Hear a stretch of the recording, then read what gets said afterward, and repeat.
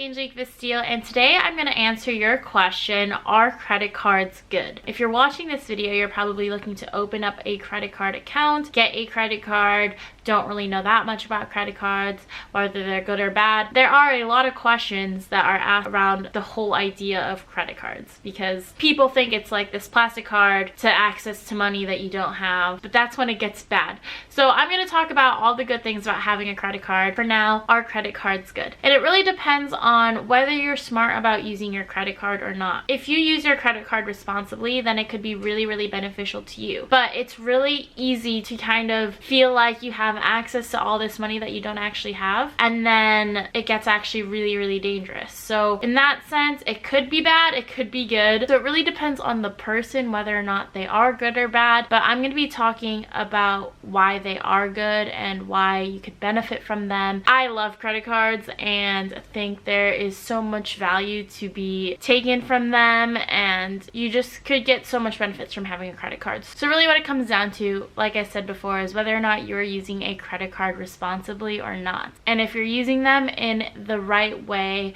meaning that you actually are only buying stuff that you could afford with your credit card and then paying it off almost instantly, then that is really good. But if you're doing the opposite, it's maxing out credit cards, spending money left and right that you don't have, then that's when it becomes bad. So I'm going to go into the pros of having credit cards and building your credit, especially as a young adult. So credit cards are obviously super convenient to use. Almost everything everywhere accepts some sort of credit card, even when you're traveling, which means you don't have to pull out any money at an ATM if you are traveling, and pretty much you have more purchasing power when you are buying things over the phone, over the internet, internationally, whereas before credit cards even exist, you're really limited to only in-person purchases. So one benefit of having credit cards is the ability to pay over time. Now obviously it's a good practice to pay in full every single month when your credit card statement comes in the mail, and it's a good practice to pay in full to avoid any interest rates or fees that your credit card issuer might be charging for your credit card. Now an example of this is actually, I ended up applying for a credit card with Apple a few years ago, 2 years ago, when I was buying my laptop. I was in Italy and my laptop completely died there, so when I came back from the States, I knew I needed a new laptop. At the time, I couldn't afford one, so what ended up happening, I went to the Apple store,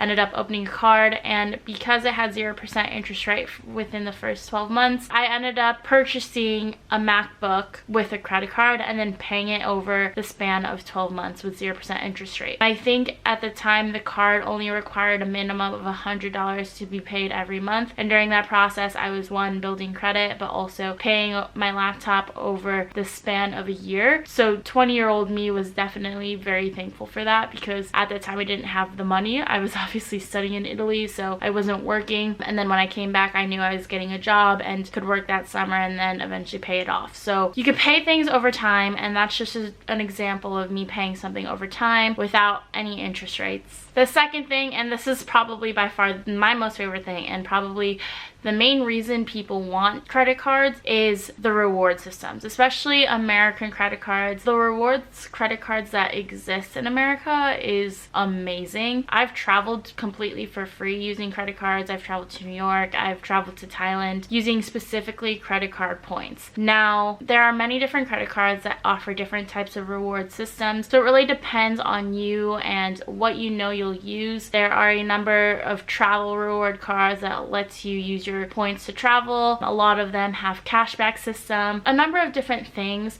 that you can opt in for. So really it's important to do your due diligence when looking for credit cards to see whether or not this reward system will benefit you. Some reward cards actually offer fees, and so you just have to make sure that you're actually doing your research beforehand to see whether or not you could benefit from using reward cards. There are a number of reward cards that exist out there that you could get with absolutely no cost.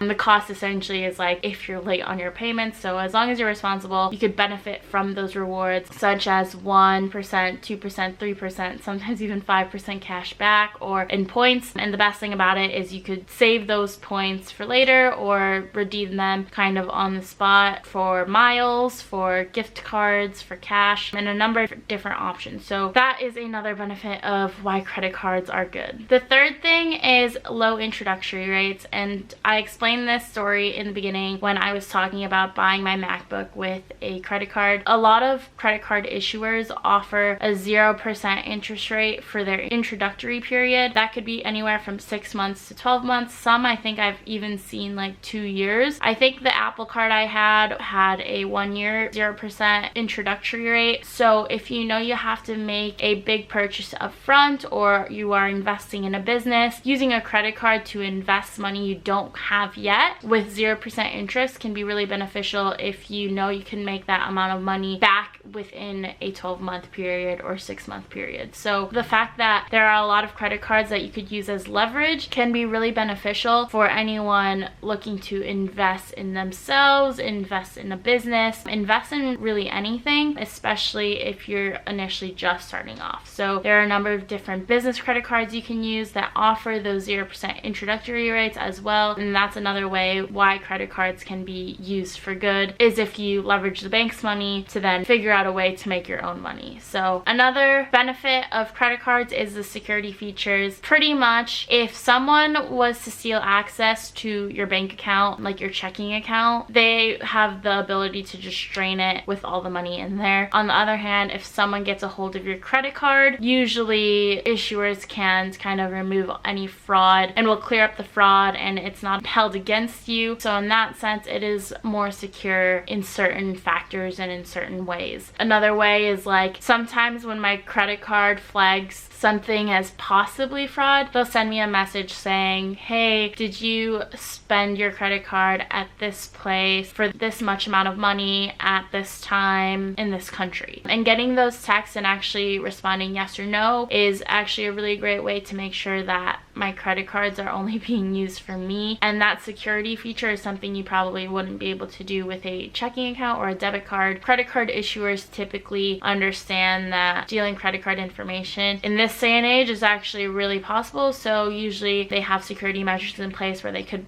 completely reverse the fraud and lift it off your account. Another thing is that you could actually dispute billing charges. So your credit card can actually dispute them for you. So say you signed up for a free trial or for something and then they ended up charging your account monthly and you didn't even realize it, you could actually dispute it through your credit card company and put it in writing and say, I did not sign up for this, and they'll kind of work with you to dispute those charges, and then they'll investigate it, and then in the meantime you don't have to pay for that particular thing that you are disputing. So in that sense, it is a really beneficial thing to have. And last but not least, having credit cards and using them in a responsible way builds up your credit score. And pretty much you need your credit score for anything, whether it, especially in America, whether it's buying an apartment, applying for car loans or student loans, or practically anything. So building your credit score is a really great way to ensure that in the future, when it comes down to it, if you want to buy a house or buy a mortgage or buy a car, building that credit score right off the bat and maintaining a good credit score can benefit the rates you get when you're taking out loans and anything along that nature. So building your credit score